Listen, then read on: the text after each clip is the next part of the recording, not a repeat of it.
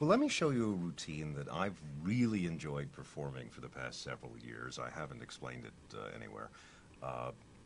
But it's a routine that's in some ways more fun to do than to see, although I think the spectators enjoy it too. Let's take a look, because I've actually taped this already with a few people. Here we are. I'm here with four nice people. That's Diana and Jean and Tom and Brandon. And I'm hoping, since I did not prepare anything, that one of you has a pack of playing cards, because I know... Oh, yes, I do. Good. Thank goodness. Now, honest to goodness, I have not touched this deck before. And the proof of that is that this says it's a pinochle deck. Is it? But it's not. It is a pinochle box and a regular deck. All right, because you just scared me. Yes.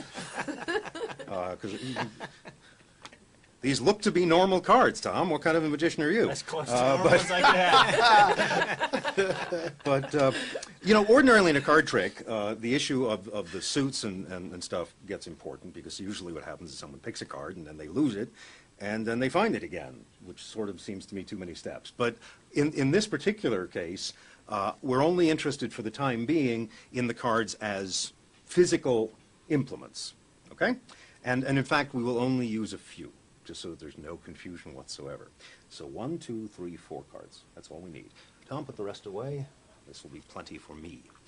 I want to make this very clear, because I know that some of you have studied that sleight of hand stuff.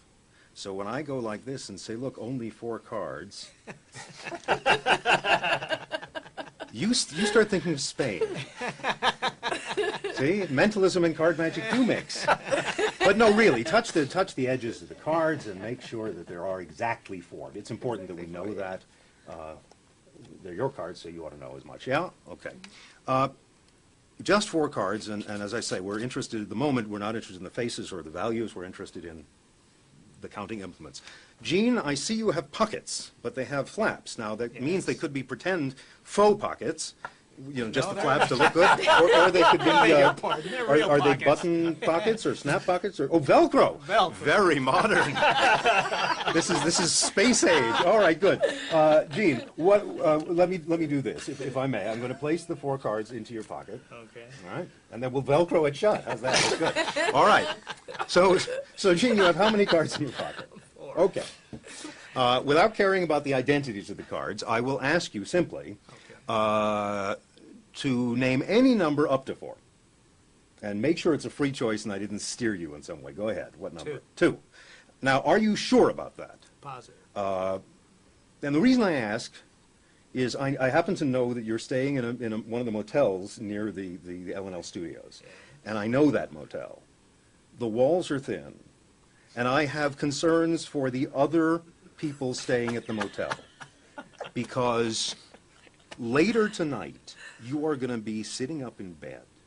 And while the people in the other rooms are trying to sleep on either side, you're going to be saying, God damn it! If I'd only chosen 4! The psychological force was 3! I would have nailed him on that because he was trying to avoid the psychological choice. If I'd gone for 1, he would have been toast. Do you want to stay with 2? After consideration, yes. All right. I tried to help. Now, what did I say at the outset? I said that for the time being, we didn't care about the faces of the cards, the values. That didn't matter at first. Right. It does now. Because in my pocket, I have something of yours. Actually, it's something of Tom's, something that you've only borrowed. Okay. Would you reach in and in the most decorous way possible, take out what's in my pocket there? It is the 2 of hearts. You're holding the ace, the 3, and the 4. Take them out and show them. Well, indeed. The ace, 3, and the 4. Wow. Boy, am I glad I'm not staying at your motel.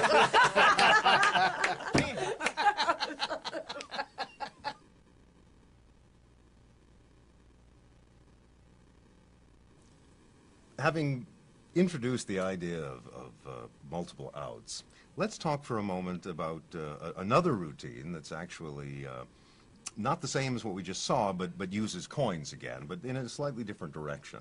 And This is based on a wonderful idea from a dear departed friend of both of ours, Marcello Truzzi.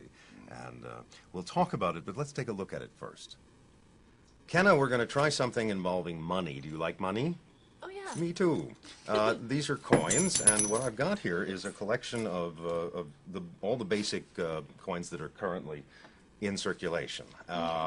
We're going to play a game with these coins called Choice and Chance. Okay. Simple enough? Sounds good. I am going to make a little notation on my business card, and it has to do with your behavior in just a moment, okay?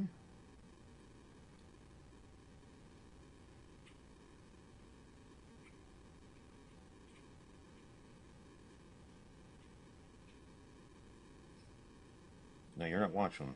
Nope. You're not I can't. peeking. Mm-mm. Okay. I have written what I think is going to happen. Okay. Remember, choice and chance. Mm-hmm. You must choose one coin. And I'll tell you right now, whichever coin you choose, and you'll point to it, that is the one we'll use. Simple enough? Mm-hmm. Point to a coin now.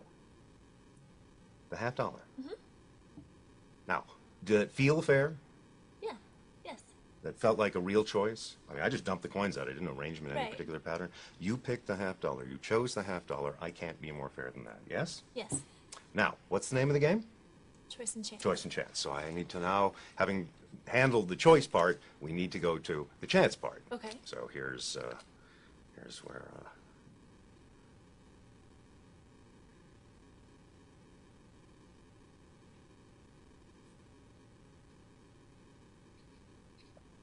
Now don't peek. Doesn't make much difference. You won't be able to read my handwriting anyway. But all right. So we've got a. Now, to do this by chance, we'll play a game of heads and tails. Okay. And that'll allow us to eliminate all but one of the coins. So do you, in terms of this game of elimination, do you for heads or tails? Heads. All right. So gather up the remaining coins and shake them up in your hands. And then you'll just drop them over here. And the ones that you wanted heads, we'll keep heads? Mm-hmm. Okay. The ones that say heads up, we'll keep, and any tails we'll eliminate. And we'll keep doing this until we're down to one coin. And that way we choose a coin by chance. Okay. Sound simple? Yep. It is simple. Let's see. The penny is tail down, and the So dime. is the dime. So we managed to get rid of 2 coins. Pick up the remaining 3. Same thing. And oh, we got rid of the nickel. Okay, Yep. we're down to 2 coins. That giant Big one. dollar and Huh? both heads. Okay, this could take all night, but that's all right. Okay. I got nothing to do. Oh, we're down to cheap. 1. So the quarter is now so we have chosen a $50 by choice, Right. and a quarter by chance. Okay. Would you agree that every step of the way this has been fair and according to things out of my control? Yes. All right, good, because you picked the $50, Uh-huh. and I wrote what? Read out loud. I'll choose the $50. I know. And then for the chance result, we got the Quarter. quarter, and I Right. wrote. I'll take a chance on the quarter. Well, Wow, you played okay. that perfectly. Thank you. Oh, jeez. That's what I was going to say.